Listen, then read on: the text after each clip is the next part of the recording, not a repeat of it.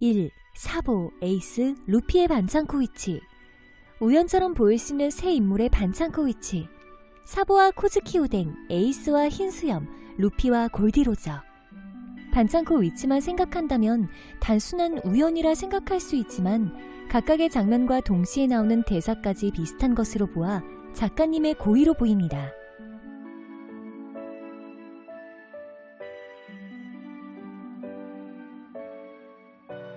사보, 에이스, 루피가 나오는 장면은 만화책 585화, 오뎅, 흰수염, 로저가 나오는 부분은 966화입니다. 해당 복선의 의도는 알 수 없지만 추측으로 볼 때 반창고 위치가 동일한 인물들끼리 연관성이 있다는 것을 알려주려는 것 같습니다. 여기서 에이스와 흰수염의 연관성, 로저와 루피의 연관성은 알겠지만 사보와 코즈키오 등의 연관성은 무엇일까요? 현재까지 아무런 연관이 없다면 추후의 사보 행적을 눈여겨봐야겠습니다. 2. 주얼리 보니. 정상전쟁 당시 눈물을 흘리는 모습을 보였던 주얼리 보니. 이 장면을 본 대부분의 독자들은 주얼리 보니가 에이스와 인연이 있어 슬퍼하는 것이라 생각했었습니다. 이후 레벨리 에피소드에서 또 한 번 눈물을 흘리는 모습을 보이는데 이번에는 누구 때문에 눈물을 흘리는 것인지 명확하게 보여주었습니다. 천룡인의 노예가 된 바솔로뮤 쿠마를 보며 눈물을 흘린 보니. 쿠마와 보니는 어떤 인연이 있는 걸까요? 여러 가지 단서를 종합해본 결과 보니는 쿠마의 딸로 보여졌습니다. 보니가 왜 쿠마의 딸로 추정되고 있는지 보니의 행적을 살펴보겠습니다. 원작 908화 마리조아에서 등장한 주얼리 보니는 소르베 왕국의 황태우, 왕의 어머니 코니로 변장했는데 상당히 닮았는지 삼엄한 경비 속에서 아무도 눈치채지 못하였습니다. 소르베 왕국의 전 국왕은 바솔로뮤 쿠마. 보니가 열매 능력으로 자신의 신체를 늙게 했을 때 황태우, 왕의 어머니와 닮은 모습이 됐다는 것은 보니가 쿠마와 혈연 관계의 가능성이 높다는 것입니다. 그리고 이에 대한 가설을 뒷받침하는 결정적 단서가 캐릭터 가이드북 비브르 카드 3탄에 수록되어 있습니다. 보니의 초기 설정 그림 위를 보면 베가펑크, 아버지를 원래대로 돌려라 라는 문장이 적혀 있습니다.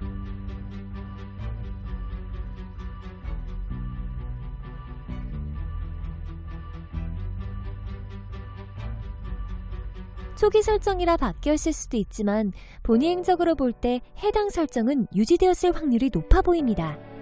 설정이 유지되었고 보니가 쿠마의 딸이 맞다면 정상전쟁 때 눈물을 흘렸던 이유는 에이스의 처형 때문이 아닌 베가펑크에 의해 기억을 잃은 상태로 정상전쟁에 참전한 쿠마 때문으로 보입니다. 그리고 정상결전 이후에 남겼던 의문의 대사 속 그 녀석은 베가펑크가 되겠네요. 이외에 세계 정보와의 숨겨진 이야기도 있는 보니. 복선이 많고 초기 설정 그림에 별 모양까지 그려져 있는 것으로 보아 상당히 중요한 인물로 추정됩니다.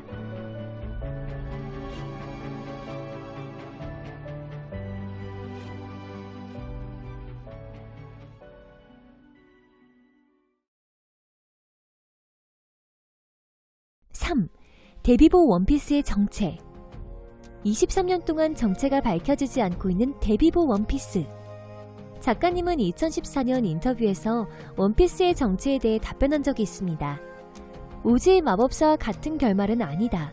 먼 여정을 거친 주인공들에게 보상이 있어야 된다고 말하여 원피스의 정체가 동료와의 우정 같은 것이 아니라는 것을 알려주었습니다. 그리고 최신편에 가까운 원작 968화에서 원피스에 대한 설명이 추가됩니다. 로저가 손에 넣은 모든 것을 총칭한 것이 원피스. 즉 원피스는 한 가지가 아니며 로저가 손에 얻었던 여러 가지의 보물 또는 병기, 물체로 보입니다. 4. 검은 수염이 드럼 왕국을 방문한 이유. 만화책 133화에서 처음 언급됐었던 검은 수염. 검은 수염을 포함한 5명이 드럼 왕국을 습격했었다고 합니다. 이후 22년이 지난 현재까지도 습격의 이유가 밝혀지지 않았는데 어떤 목적이었을까요? 과거의 드럼 왕국이 의료 대국이었다는 것이 중요한 단서로 보입니다. 5. 죽는 인물. 에이스 이후 죽일 캐릭터를 한 명 더 생각해놨다고 언급한 작가님. 에이스 때와 같이 후폭풍이 올까 두렵다고 언급한 만큼 비중 높은 캐릭터로 보이는데 누구일까요? 6. 마키가 낳은 아이. 원피스 표지 연지에서 마키가 아이를 낳은 것이 보여졌습니다. 이 아이는 누구와 낳은 아이일까요? 작가님은 이에 대해 만화책의 질문 답변 코너에서 대답한 적이 있습니다. 아버지는 역시 그 사람이려나 라는 말을 보아 이미 독자들이 예상하고 있는 인물 중 한 명으로 보입니다. 7. 아오키즈가 어둠과 만난 이유. 만화책 699화 위기에 처한 스모커를 구해줬던 아오키즈. 애당초 세계 정보가 전부라고 생각지 않았고 해군에 소속되지 않아도 실행할 수 있는 일이 있다고 말하며 궁금증을 증폭시켰습니다. 이어 스모커는 여기 있는지 어떻게 알았고 어둠과 통하고 있는지 묻습니다.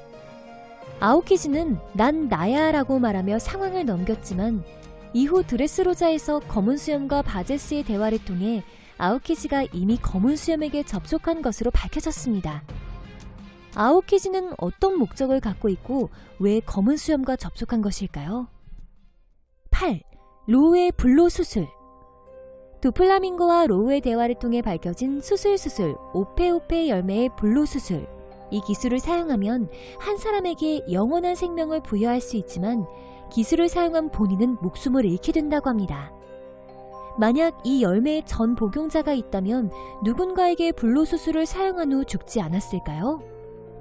애니 705화 드레이크의 아버지인 D.S. 베럴즈가 우연히 손에 넣은 수술 열매를 해군에게 50억에 팔려고 했었습니다.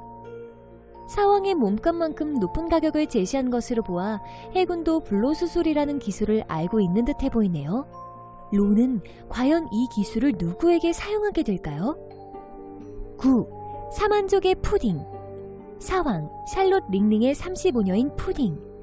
토트랜드 이후 잊혀지고 있는 인물이지만 중요한 떡밥이 남겨져 있습니다.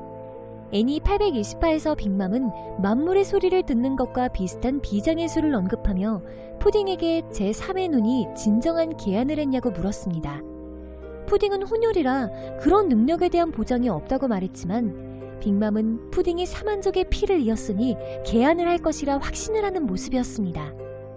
푸딩은 언젠가 다시 등장하여 로저와 루피처럼 만물의 소리를 활용하지 않을까 생각됩니다. 10. 시간 열매.